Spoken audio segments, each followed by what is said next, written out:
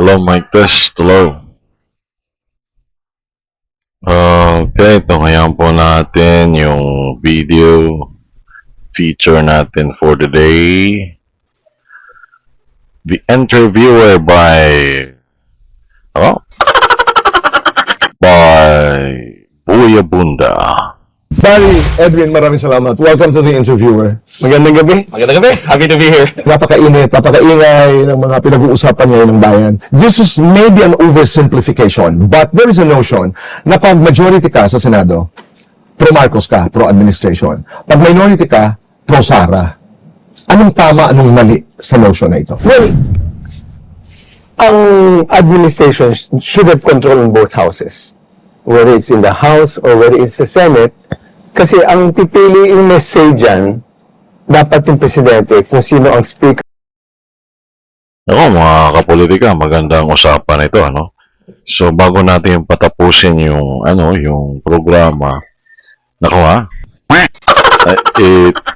Subukan nating sagutin yung tanong ni Kuya Boy, ano? Kuya Boy Abonda, no? Nakikikuya tuloy tayo kay Kuya Boy. Parang big brother natin yan, ha? Well, ang kasi, ang executive branch, nandyan yung president, di ba? Alam naman natin na ang presidente is the highest official of the government. He holds the highest authority. And because, of course, he implements the law. And by doing so, implementation comes with it, budget, funding. So, siya yung kumukontrol sa mga ahensya ng gobyerno, siya yung nagpapatakbo ng makinarya ng gobyerno, kaya nga mayroong mga different secretary of the different department and agencies of the government. Sa madaling salita, yung other branch, like of course, kung saan nakatira yung mga political actors ng ating bansa, yung Congress of the Philippines ay dapat may siya doon, may influence siya doon. It is being measured through his allegiance and alliances to the authorities within that seats of power. So, imagine mo na lang, for example, even just senators. Kung lahat ng senador ay oposisyon, so sabihin natin meron lang isa o dalawa na pro-administration, ililigwak lahat ng programa ng presidente, hindi papaboran, kukontrahin totally. But there is a healthy democracy kung ganun yung mangyayari.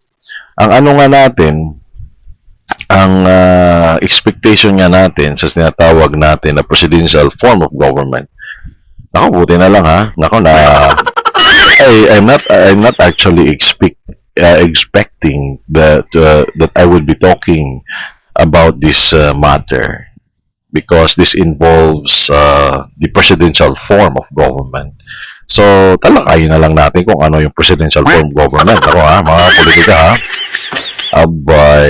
When you say, pag sinabi mo, presidential form of government, it is patterned after the government of the United States of America. Naka, mga kapatid ha. After all, we have been under the rule of the American government for the past 3 decades, 4 decades, 5 decades. Parang gano'n, no? Nakamakulit ka. Oh boy!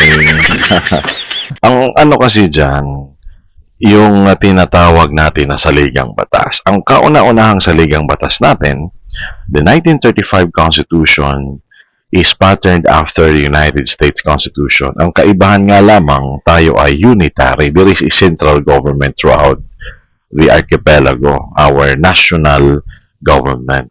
While in the United States, they have the confederates, they have this federal form of government. So, mayroon silang autonomy in every state. So, nagkakaroon ng tinatawag na federal government, there is ano ba yung pagkakaiba ng federal government? Maraming expert yung nagpaliwanag nito at pinaliwanag yata ito ni former Senator Nene Pimentel and of course at yung butihin nating senador na si Senator Robin Hood Padilla, yung federal system na tinatawag. So it operates through the controlling force of the figures or the political actors. You have the executive for every state, which is the governor of every state in the US. So, tayo naman sa Pilipinas, meron tayo ditong provincial governor, pero binibigyan lang sila ng pondo ng national government. So lahat ng kita ng bawat probinsya ibinabalik sa national government. And the national government now ay siya yung magbibigay. Unlike in federal form of government, ang kabuuang kita ang ibinabalik lang, for example, it differ from different states kasi hindi lang naman yung US yung may federal form of government. I think Germany and Australia also has federal form. They also have this federalism or federal form of government. So pag sinabi mong federal, ang halimbawa na paghahati ng pondo, ang kita for example doon sa California ay ang kabuuang kita, ang 20% or 10% or kahit anong percent na dinidesisyon at nakalagay sa kanilang konstitusyon, no? Ay yun lamang yung binibigay sa kanilang central government or federal government. While the remaining, for example, kung 20, the remaining 80% remains in the state, no? In the state government. How do you call that? Is that a federal government of that state? While there is a central government for the entire United States, no? Parang gano'n ha. Nako, makaputi ka. Hindi ko alam lang sa US and Thailand. Nakalimutan ko na yan eh. Matagal nang hindi ako nagkuhan dyan. So, with regards to the Philippines, ang presidential natin, unitary naman. Meron tayong isa, no? So, pag sinabi natin na mayroong allegiance, di ba? Allegiance lang yon. Pero pag tinawag mo yung presidential form of government, there is a complete separation of the branches of government. In our case, we have the judiciary, and yung judiciary naman, sila yung nag-i-interpret ng batas. So, nandyan yung court of last resort, which is the Supreme Court sa judiciary. Kaya nga, iginagalang yan kahit na ng executive, kahit na ng presidente, kung ano yung desisyon ng Supreme Court, yun naman kasi yung trabaho nila mag-interpret. While we have also the legislative branch, nandito yung Congress of the Philippines na binubuo ng dalawang bahay. So meron tayo sa legislative na federal bicameral system of government o tinatawag na bicameralism in the legislation. This is also to further the check and balance. So the more na walang kakampi yung ating executive, the more na malakas yung check and balance. The only reason na yung mga political analysts, yung mga experts of law or expert in so-called principles of politics na medyo disadvantage ng ganito na uri ng relationship of the branches of the government. Kung walang kaalyado masyado yung ating Pangulo, ay mahihirapan siyang ipatupad. So there is the so-called bayanihan, the spirit of bayanihan or cooperation. So maganda yan, yung ganyan na although there is check and balance, pero nagkakaroon ng pagkakaisa kung ang purpose naman ay para sa taong bayan and the general welfare of the public. Pero kung may mga corruption, yan na ngayon yung gamit niyan. So these allegiances should not be tied too close or what is this? Too strong. The grip must not be strong. Para kung may corruption, pwede pa rin kumalaban o pumuna yung isang branch ng government. Ang rule naman dyan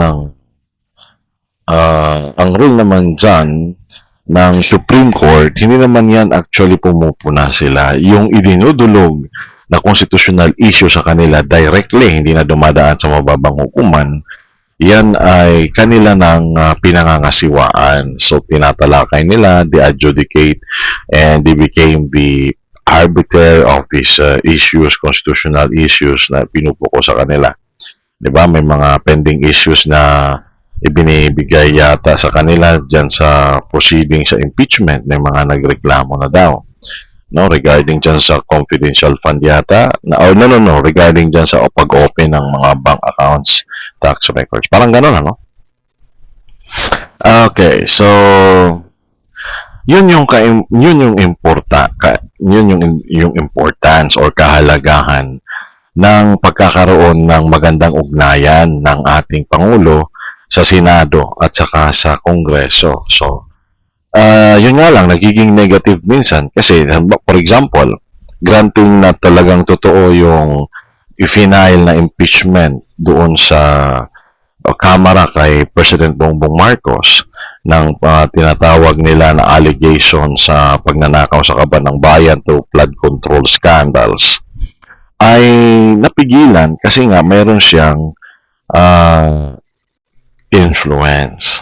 So dito na natin hihiwalayin yung teorya sa actual, 'di ba? Kasi ang mga ang mga pumupuna sa administrasyon sinasabi na baka daw binigyan ng pera, bumahan ng pera sa Kongreso, kaya bumoto for impeachment. Yung iba daw tinatakot, kinakalkal yung baho para kung may makita ay tinitreat na kasuhan pag hindi ka bumoto for impeachment. So dito naman sa mga mambabatas, especially in the House of Representatives, they are of course elected through representation in each district throughout the country, and they have their individual constituencies. May mga may mga distrito sila na kinakatawan, yung tinatawag na constituency nila, yung bumoto sa kanila, yung mga tao, the constituents, it's the people, the constituent is the people. So, ang gagawin nila dyan para hindi sila mapahiya sa kanilang distrito, ay siguro para bumoto sila. Pero hindi ko sinasabing gano'n, ha, mga politika. This is just an example sa mga, di ba, mga hinala, mga pero hindi ko sinasabi na nagnakaw sila o na, di ba, kaya naman sabihin nyo na, oy, nagnakaw ba? Saan yung evidence? Nako, makabuti ka, ha? Yung yan, yung mga sinasabi yan. Oh boy, teka lang ha, kasi medyo maganda yung topic eh. Pabungad pa lang ha, nakaagad tayo ha. Teka lang ha, mga politika. Ayun mga politika. So, yun yung presidential dito sa aspeto na tinatanong ni Kuya Boy. Naku, kuya na naman tayo ha. Kay Kuya Boy Abunda tungkol dyan sa pagkakaroon ng allegiance ng ating mahal na Pangulo sa Kongreso. Okay, tuloy natin. Makinig muna tayo para meron na naman tayong masabi. Kung sino ang Senate President, because we have to work with the other branch of government. Ibigay na natin yung judiciary, once appointed na yan, 15 sila of different presidencies ang nag-appoint dyan eh. But normally, the executive branch should, or the president should have control on the leadership of both the House and Senate. So, kaya matindi yung away dun. Remember, few Aba. Ano ba naman yan, reaction PH? Hindi pa nga natatapos, magre-react ka. Ganito kasi yan. Nako, kaya. Yung leadership na binabanggit dyan is the Speaker of the House, di ba? Very controversial na former Speaker Martin Romualdez. Nako, mapati ka. Kakasuhan na daw according sa SONA ni President Bongbong Marcos. Inihahanda na po ang kaso, mga poliga. Yun po yung pahayag ng ating mahal na Pangulo. And of course, Senate President na di kalaunan pa lamang ay nagpabago-bago. Nagpabago-bago kay former Senate President Tito Soto. Mga patika hanggang sa nakaabot ito. Na medyo may technical issue na hanggang sa makaabot ito kay former Senate President Alan Peter Cayetano na ngayon ay minority leader na. Magpatika. At sa kanyang maikling pagiging Senate President ng mahigit isang buwan ba yun? Ay ngayon ay si Senate President Win Gatchalian. Magpatika Pag kontrolado daw ng presidente, ganun nga yun. Kasi siyempre, ang kanyang palisiya, kasi yung na yan, yung Senate President, siyempre, yan ay kumakatawan doon sa minorya. Siya yung talagang, and in return, hindi lang minorya sa buong Senado na yon. Kasi di ba ang demokrasya, it's always the will of the majority. Di ba Kung simple majority man yun, that is 50% plus 1. So, yun yung masusunod. And yung House Speaker naman ay kumakatawan din ito. So, this is a republic. No? Ito na yung sinasabi nating republic kasi kinakatawan nila yung mga tao. It's actually the people who decides through this representation. Diba? Kasi imposible naman lahat ng tao ay maging congressman, lahat ng tao ay maging senador, lahat ng Pilipino ay maging senador. Diba? Yung tinatawag natin na pure democracy that happens once in Athens, in ancient Greece. Diba? That was 600 BC, no? Before BCE, before Common Era. No? Pero hindi na yan applicable ngayon. Kasi noon 900 lang yata yung kanilang count ng kanilang population. Eh di lahat ng 900 na yun, puros yun mga senators. Mga poliga. Tayo, 120 Filipinos. So, ang able na voters natin, 70 million, 60 million. Di ganong karami yung mga senators sa pag-decide ng tutunguhin ng bayan natin. So, napaka-imposible na 70 million senators. Baka nasa genius tayo. Pero, ganon yung mangyayari. Magkakaroon ng tinatawag na pure democracy in the real sense. So, that's very impossible, di ba? Ngayon, ang leadership, kung kaalyado yung presidente, pag sinabi ng presidente, kung mabuti, for example, ito yung priority natin na legislation, magbigay tayo ng ayuda sa lahat, regardless of the color, regardless of the political color, regardless of the status, economic status, mayaman man yan, mahirap man yan, kasi lahat naman yan nagbabayad ng tax. Diba? Yun yung purpose na dapat kontrolado niya. Kasi sasabihin ng Senate President, bawat Pilipino bibigyan ng 100,000 sa bawat buwan. Ngayong krisis sa langis, para walang maging problema, para malago ang ekonomiya natin, dagdagan natin ang purchasing power ng bawat Pilipino. And then, sabihin ng presidente, bigyan nyo pa yan sila ng trabaho, mag-create kayo ng trabaho, marami ng pera ang mga tao, so siglahin natin ang ekonomiya, so encourage natin sila na mag-explore. Gagawin yan ngayon na legislation. Sasabihin ng Senado at saka ng Kongreso through its speaker ng House of Representative, gumawa tayo ng batas sa gagawa or para mag-create, no? Para gumawa ng mga trabaho. There is a specific law, di ba? For example, sa agrikultura, trabaho sa agrikultura, pwedeng magkaroon dyan ng batas na magpa-prioritize, magpo-protect sa mga manggagawa, di ba? So,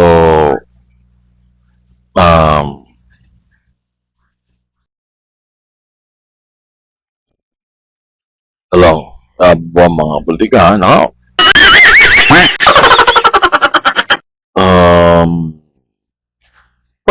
pag ganyan naman yung purpose para sa ikabubuti ng taong bayan, kasi ang elemento ng estado, 'di ba? Meron tayong pamahalaan, meron tayong teritoryo, meron tayong mga tao or constituency, mayroon tayong soberenya, no? Free from external control, walang kumokontrol sa Pilipinas sa dayuhan. At saka yung 4 elements lang yon. Ako, mga putika. Sakto na pala, no? Ang purpose ng other 3 elements, di ba? Yung teritoryo. No. Ang purpose pala ng isang element, yung government or pamahalaan, para pagsilbihan yung mga mamamayan or the people. Yung people, yun yung elemento din ng estado. Kasi hindi ka naman magkaka-estado kung walang tao, di ba? So, kaya nagkaroon ng bansa. In our case, the Philippines. So ngayon, ang bambayad naman natin sa binibigay na pagpapabuti sa atin ng gobyerno ay yung tinatawag na tax buwis natin, di ba?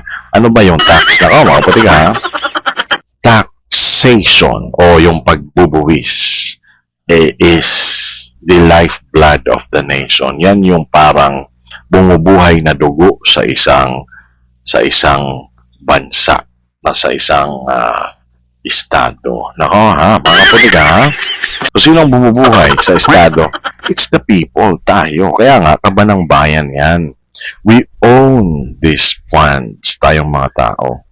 So, in return, dapat ang enerhiyang ibubuhos ng government ay para sa tao. So, ikaw na pinagkatiwalaan ng tao, binoto ka kung ano man yung posisyon mo sa bürokrasya ng ating bansa, nahalal kang Pangulo, nahalal kang Pangalawang Pangulo, nahalal kang senador, nahalal kang kongresista, nahalal kang mayor, nahalal kang gobernador, di ba? So, lahat kayo ay pinapasweldo ng taong bayan.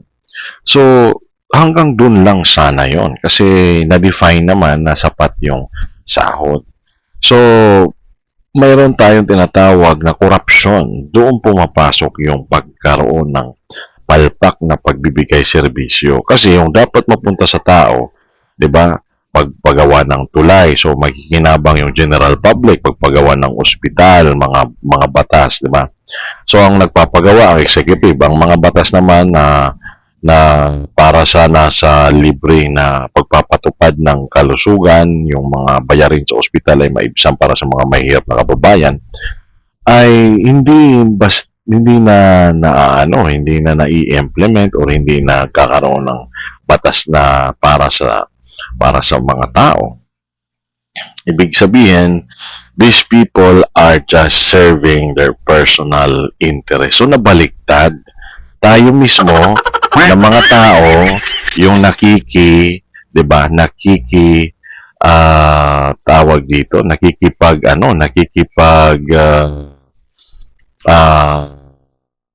agawan ng kanilang parang atensyon tayo yung nagbigay sa kanila ng kapangyarihan. Tayo yung nagluklok. Mga politika, ha? So tayo na ngayon yung ginigisa daw sa ating sariling mantika. Aba, totoo ba yun, mga politika? Kasi siyempre, atin yan. Atin yung pera na yan. Kaban ng bayan nga yan, di ba? So, bakit hindi napupunta sa tao? Bakit napupunta sa bulsa? May mga sweldo naman sila sa kanilang pagkakahalal. Kaya nga mayroon lang limit yung termino. Kasi hindi ka pwede magpayaman. Yun yung iniiwasan. Sinong papayamanin mo? Yung bansa, yung buong Pilipino, di ba? Nako, mga politika, doon tayo nagkaroon ng problema ngayon. Aba, medyo maganda, no? So, teka, baka hindi pa tayo nakakapa ilang minuto. Ang dami na natin nasabi. Balikan muna natin dito yung usapan nila, mga politika. Weeks ago, talagang nag-away yan kung sino dapat na maging Senate President. So, you have to hold power and the President needs the Senate President and the House. This is all about power. Politics is power. So, if you have power and you control it, then you have an advantage. Nag-agree ako, Tito Boy. It's a bit of an oversimplification. And the reason bakit ko sinasabi yon ay alam naman natin, di ba, parang bawat senador, tawag nila, 24 senators, 24 individual republics. And in an impeachment, hindi natin mapipredict kung ano yung lalabas. Hindi natin mapipredict kung ano yung magiging reaction ng tao. And bawat senator judge na nakaupo dyan, despite yung initial leanings na maaaring meron sila based on yung current political affiliation, Ako, sinabi ni Secretary Edwin Lacerda na politics is all about power. Diba? Yun yung pinag-uusapan natin. The central theme of politics is power. And what kind of power is that? It comes from various forms. Ang isa na nga dyan is influence, di ba? Pero yung power, ang definition niyan, according to some authorities in politics, I could not, maybe I could reference Jackson and Jackson et al. Nako, mga politika, ha? Nag-reference na tayo dito. So, power daw, tends to corrupt. So, yung corruption talaga nandyan. Pag may kapangyarihan, tends. No? Hindi naman siya talaga magkukorrupt, pero pwede siyang mag-corrupt. It tends to corrupt because of the nature of man. No? Absolute power corrupts absolutely. Kung absolute yung kapangyarihan mo, sino ba yung absolute may absolute na kapangyarihan? You have this monarchy, no? Ang namumuno ay hari o sultan in Arab world. Well, ang ano lang, kaibahan lang ngayon ng monarkiya ay hindi na siya absolute. Mayroon ng tinatawag na constitutional monarchy or limited monarchy. So they draft a constitution. Pag sinabi mo constitution, there is another form of government na nagawa, no? So, nag-umpisa yan sa United Kingdom of Great Britain, yung UKGB, yung parliamentary form of government, yung tinatawag na pagkabuo ng parliament, wherein the king surrenders the government to the people, to the common folk, kung saan ang mga tao, sila ngayon, yung naging sentro ng pagpapatakbo ng kanilang pamahalaan, while the king sits in his throne. So, it's a win-win solution, di ba? Kasi yung tinatawag natin na huling naging tsar or emperor ba? No. Yung naging monarch ng Russia, yung Romanov, no? At nakita naman natin na minasakir, 'di ba, ng mga tao. Pinatay sila mismo ng mga tao. So dito sa limited monarchy, although binibigay yung pamamahala sa mga tao, ay hindi naman nawawala yung pagiging hari ng isang monarch. So, win-win solution. Kasi kasi nag-iisa ka lang, di ba? You control all the power. That is absolute power. So, it corrupts absolutely. Kung ano lang yung emosyon mo, di ba, utos ang hari, hindi mo babali, ipapatay mo si ganito, ipapatay mo si ganyan. Pugutan mo ng ulo si ganito because you hold absolute power. So, kung ang mga naging desisyon mo ay base lamang sa emosyon, hindi base sa talagang hustisya na the sense of justice that prevails should be fair and equitable to everyone, abay, ano yun? Tyranny yun, hindi yun monarchy. Kasi yung monarchy, yung hari ay mapagmahal, fair to everyone. Pero napakahirap gawin yun ng isang tao lang. And in the court of kings in ancient times, kasi magre-reference tayo sa ancient times kasi nandun talaga yung mga absolute na monarch, yung absolute power, di ba?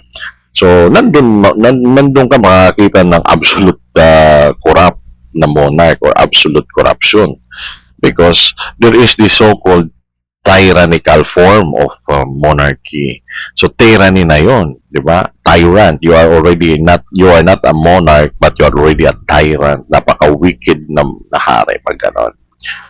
Bakit ba tayo napunta dito na maputi ka ha? So ibig sabihin sa concept pala ng power, no? So ang sinasabi naman dito ni Attorney Barry Gutierrez ay sabi niya he agree, 'di ba? Nako, maputi ka ha?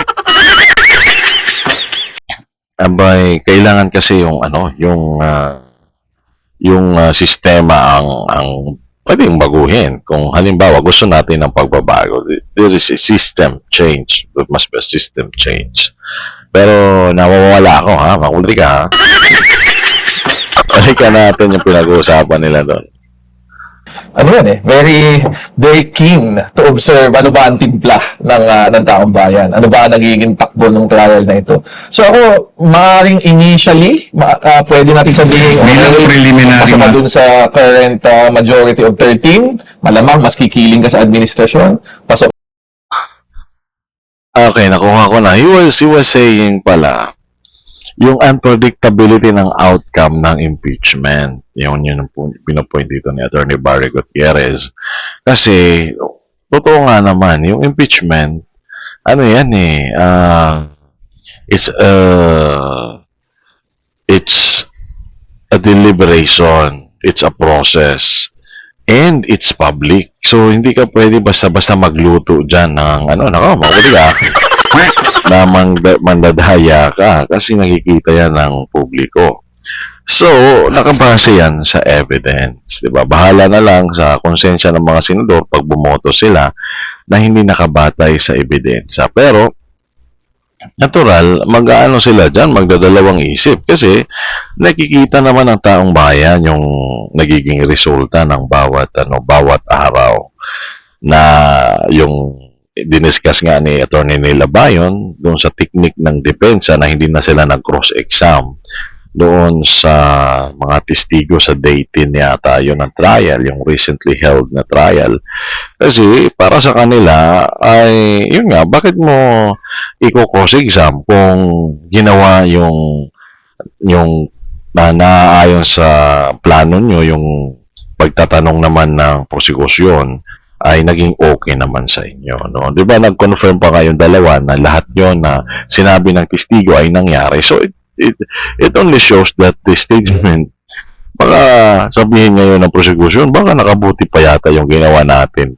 Kasi did not have the cross-examination. So mag-aano sila ngayon, maghihinay-hinay na sila. Teka, wag muna tayo magpipresent ng kung sino-sino lang na witness. Baka makasama na naman yan. Hindi nag-cross-exam sa kabila. So, let us review kung ano yung ginawa natin. Baka may palpak tayong ginawa. Kasi, mag-cross-exam lang naman yan sila. Kung sa tingin nila ay lugi sila, hindi sila nag-cross-exam. Ibig sabihin, panalo sila sa tingin nila. They are the defense and we prove the guilt we have to prove the guilt beyond reasonable doubt dito sa inaakusahan natin. And remember, it's the Vice President that they are accusing through this impeachment article or article of impeachment. Nako, makabuli ka. So that is what the good guest, Attorney Barry Gutierrez of interviewer. Kuya Boy. Nako, Kuya Boy ha. Nako, ang ganda pala ng program ninyo ha. Shout out Kuya Boy. Ka doon sa current majority ng 8, malamang mas kikiling ka sa oposisyon. Pero as the trial goes on, and depending on how it napakabigat yung trial na yan kasi kailangan mo ng 3 or 2/3 ng all the members. So 16. So that is 2/3, no? Kasi 24, 2/3 of 24 is 16. senators na magko-convict. Kasi siyempre, matataas yan na opisyal ng pamahalaan at pinagkatiwalaan yan. Lalong-lalo na yung elected post like the Vice President. Ang kasaysayan daw nagsasabi na ito yung Vice Presidente na kauna-unahan sa kasaysayan na nakakuha ng 32 million votes. Pinakamataas sa lahat ng naging Vice Presidente. At kahit na nga sa Presidente, mas mataas pa siya sa kasaysayan. Kaya siguro, ganun yung naging disenyo ng ating saligang batas regarding impeachment. Kasi nakalagay naman sa saligang batas yung impeachment. Aba, mga putika ha. So, tingnan natin kung ano talaga yung kakalabasan. Kasi although politically motivated, pero mayroon dito nakapaloob na legal process. So, hindi yan basta-basta i-ignore ng mga political actors natin, these senator judges. Makakapekto yan sa kanilang political career in the future. Nakawakot ka? Tingnan natin. Unfolds, ako, I can foresee na posibleng yung individual na magiging desisyon ng bawat senador ay magbabago din. So, But I want to go back to the word that you used. Dapat, hindi dapat, pero may control ang Malacanang sa Congress at saka sa Senado. But doesn't it go against this principle of being co-equal? Or is this just real talk? Theoretically, you have to have co-equal branches because that's part of the checks and balances. So that is theoretically. Pero how about the actual? Makabali ka. Yun yung sinasabi natin. Kasi, yung theory, it should be the actual. Kaya lang, medyo may mga factors, di ba, sa real life. Kaya, di ba, katulad ng ng pagpapadala kay Pangulong Duterte. So, we claim na hindi tayo kasali dyan. And then even President Marcos, sinabi niya na hindi niya ipapadala. And yet, nandun ngayon. Nako, mga politika, ha? And there is even a petition in the Supreme Court na kidnapping yung nangyari kasi hindi dumaan sa korte natin. So, yung tinatawag na ano ba proseso, nakalimutan ko tuloy ha. So,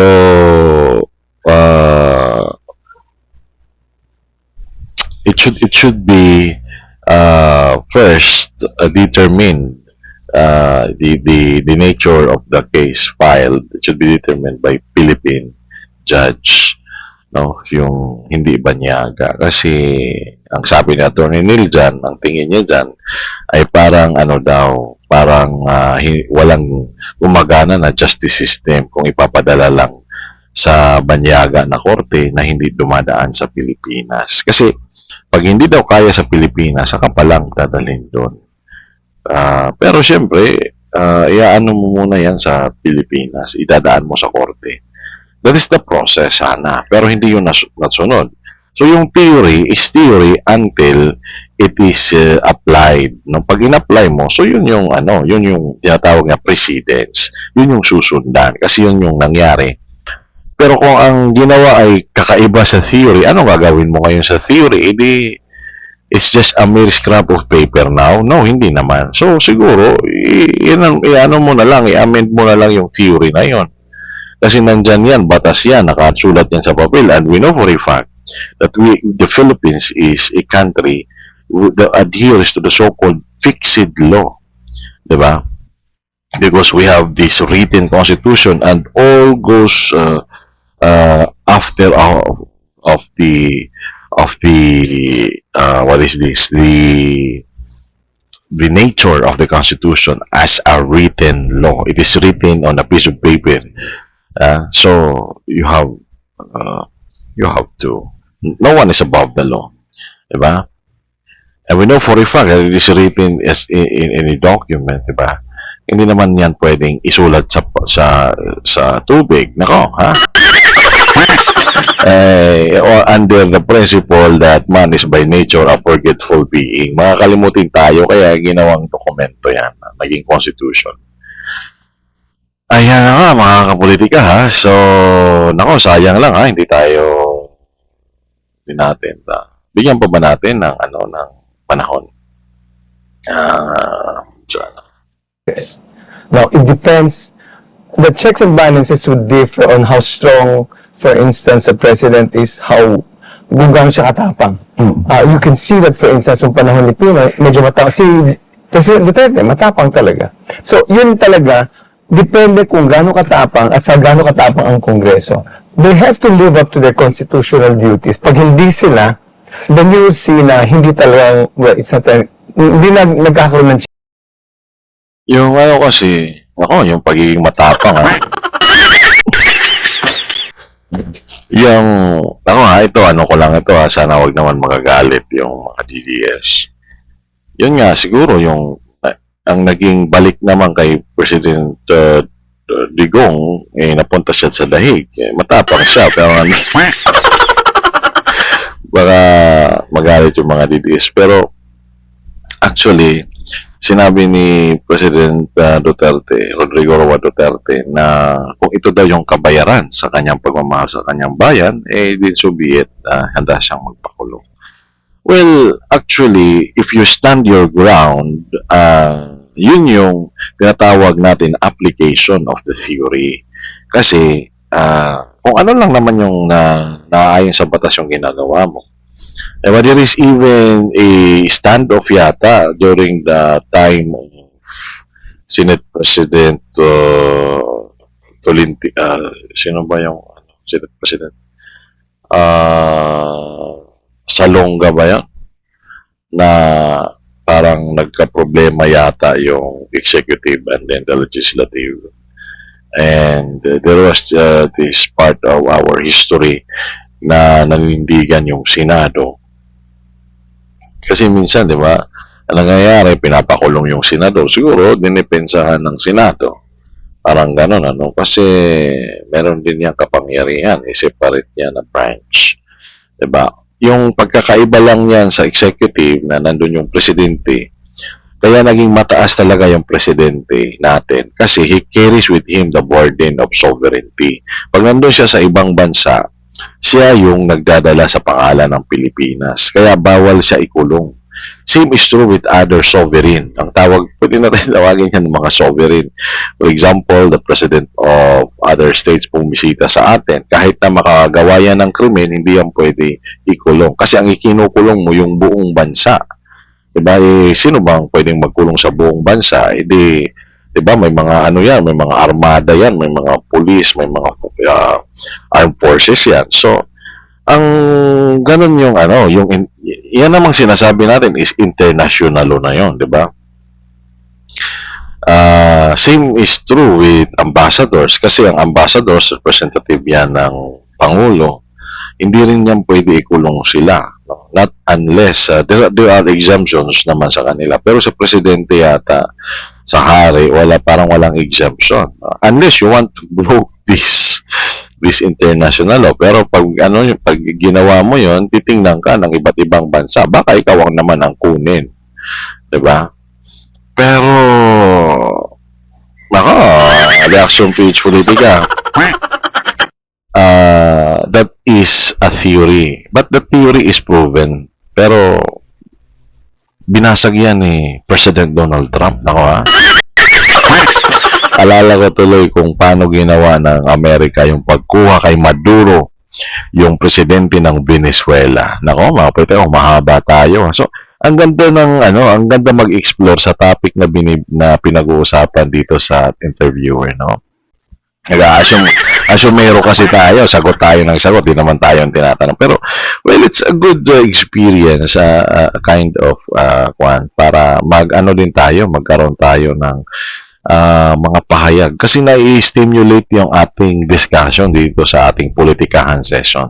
Saktong-sakto yung ating, yung ating pag-komentaryo. Kasi this is politikahan session. Sakto talaga sa mga dinidiscuss natin na topiko sa politika. The students, those students in politics, baka siguro mayroon din silang nakuha mga insights na maganda na ako. Nanhinayan lang ako kasi medyo, na tayo, wary if we could still go further. Subukan lang natin. Kasi pag may narinig tayo na magandang isipin, nakakapag-komento naman tayo kahit paano. Tingnan natin. checks and balances. Okay. This is political talk. That's political talk. Okay. I mean, Naiintindihan natin. it's a nod to yung official na linya na may separation of powers. Okay. Pero historically, walang major decision na kinilusan either ang House or Senate na walang say ang palasyo. Yung influence ng presidente sa mga individual, sa mga membro ng Kamara o ng Senate, it's just that Yan yung tinatawag na common law, tradition. So, hindi tayo actually unwritten. Kasi yung nag-a-apply yan sa unwritten laws, kabaliktaran ang nangyari. Kasi doon sa United Kingdom, they have these unwritten laws. Nakabase minsan sa yung kanilang konsulado nga ay meron silang tinatawag dyan na appeal by emotion. Pwede yun. Pero in our courts, hindi yan nag-work. Yung hari sa Inglaterra, sa iba pa siguro na kagaya nila na nag-a-adapt ng constitutional monarchy, hindi sila nakikialam sa desisyon ng pamahalaan. 'Di ba? Hari na 'yon, ha, for example. Well, maybe the prime minister, yun na nga yung katumbas ngayon ng presidente, he carries with him the burden of sovereignty with it. He is outside the kingdom, 'di ba? And sometimes it's also the monarch, no? Yung monarch din minsan yung pumupunta. But 'di ba? You have this Commonwealth of Nations of the United Kingdom, just like Canada and Australia. Yung Canada naman kasi mayroon siyang sariling prime minister, no? Pero ang nagmamayari sa lupa ng Canada is still the monarch of United Kingdom. Sila pa rin 'yan. So, yung Amerika lang kasi yung nahiwalay kasi nagkaroon ng civil war. No? Lumaban yung Amerika sa Inglaterra. Nagkaroon talaga sila ng... Kaya naging malaya yung Amerika, naging malayang bansa, yung United States. Yung Canada ay hindi, na talagang nakuha yon, nakabalik yon sa United Kingdom. Nako, mga kapolitika, ha? So,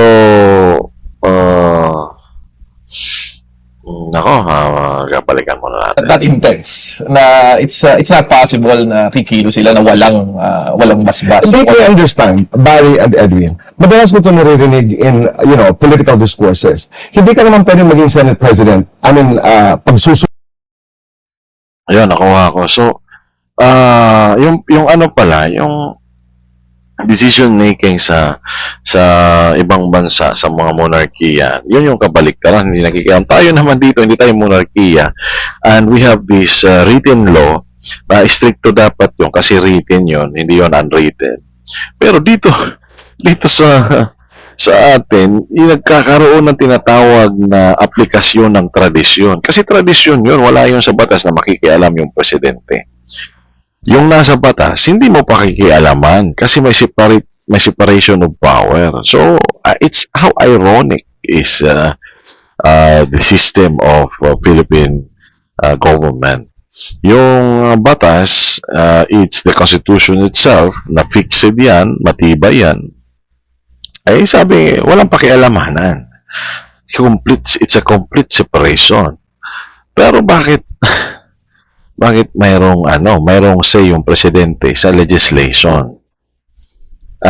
It's different dito sa United Kingdom. United Kingdom yung reference natin kasi sila yung nakikita natin na talagang unang nagkaroon ng parliamentary form of government. At yung ibang mga monarchy, iba-ibang estado ay sumunod na lang yon sa United Kingdom. Gumaya kung sa there is a state na absolute monarchy, just like in Brunei, yung kanilang sultan, si Sultan Bolkiah. We just don't know kung ano ba talaga yan sila, kung limited or absolute. Pero I think it's still absolute yung Brunei. So it's possible it's absolute kasi yung bumisita sa Pilipinas, hindi naman Prime Minister ng Brunei, it's the Sultan himself, di ba? Si Sultan Bolkiah mismo yung bumisita noon sa SEA Games na hinost natin during the time of President Duterte. So, parang kabaliktaran. Dapat sana tayo yung mas stricto dyan. So, pag sinabing complete separation of powers, so that there is a check and balance, huwag mo kami pakialaman dyan sa executive. Even if you are the president, you do not have a say in our affairs here in the legislative branch of the government. Diba? So, yun. Kaya nga, kung ganun, over, influence, diba, parang nagiging absolute yung power mo. Kasi kahit nasa ibang branch, meron kang control. So, yung teorya ng kapangyarihan na power tends to corrupt, while absolute power corrupts absolutely, parang ganun. Magkakaroon ka talaga ng bahid ng corruption dyan. Kasi, di ba, yung mga sinasabi ng mga tao, yung mga pumupuna, yung mga aligasyon na nagkakaroon ng suhulan dyan pag may mga botohan na nangyayari. So, you are not already voting based from your conscience, based from your constituency, kung sino man yung mga tao na bumoto sa'yo. Hindi na sa kanila yung interest mo. Interest na ng sariling buhay mo. So, parang nakakalimutan na ng isang political actor na inilagay siya dyan para maglingkod. Hindi siya yung para magpayaman o siya yung paglingkod. Ako mga politika, pasensya na kasi medyo tayo dito. Medyo nalilito tayo kasi ako mga politika. Pwede na siguro tayo, Doon sa iyong sinabi. At hindi ka naman pwede maging speaker pag walang basbas ang presidente. So, ito'y totoo. Totoo yun. Totoo yun. I'll give you an example. Ito. So, inamin na yan, ito, mga na to nagsilbi na ito sa government, Secretary Ivo Lacerda. So, how check and balance work in the presidential form of government in the Philippines? If there is a branches of the government and they have separate function, they have separate power. Pero ang basbas sa speaker ay sa presidente. So, yun yung natin, yun yung itanong natin sa ating mga sarili as a Filipino. Bakit natin hinayaan yung ganyan? Hindi na yan matatanggal kasi na yan, naging tradisyon na, nakasanayan, ika nga. So, ang ating buong bansa, pwede siyang mag-create ng legal fiction na yung tatawag na fiction na tao, ang buong pagkatao ng Pilipinas ay yun na mismo yung kanyang ginagawa kasi yun yung kanyang nakasanayan. Ay, naubos na yung naubos na yung oras ha. Actually, walang oras dito naubos na yung ko. Sige, hanggang dito mga politika, sana ay marami kayong matutunan, sana ay kahit paano ay nakapaglibang kayo at lagi po natin isipin na tayo po yung nagbabayad ng buwis at magkaisa po tayo kung ano pa man po yung ating kulay ng politika. Magkaroon po tayo ng pagkakasundo, unahin natin yung welfare ng taong bayan. At magsama-sama po tayo, magtulong-tulong po tayo, wag po tayo masyado papatangay sa mga politika ng mga kung sino-sino. Kahit paman yan ay sabihin natin, gustong-gusto natin. Ako nga, mga kuya, isipin natin na kung maganda yung ginagawa, okay, pero wag masyado tayong maging loyal. Nako, baka naman magalit yung mga loyalista. Ang loyalty natin sa taong bayan po, sa ating konstitusyon, because it's the people who promulgated the Constitution. Mga politika, hanggang sa muli, tayo po ay nagpapaalam muna. Abangan po natin ang ating mga video. Huwag kalimutang mag-subscribe, pindutin ang notification bell. Naubusan ako ng mga politika para kayo ay updated sa mga bagong latest nating video.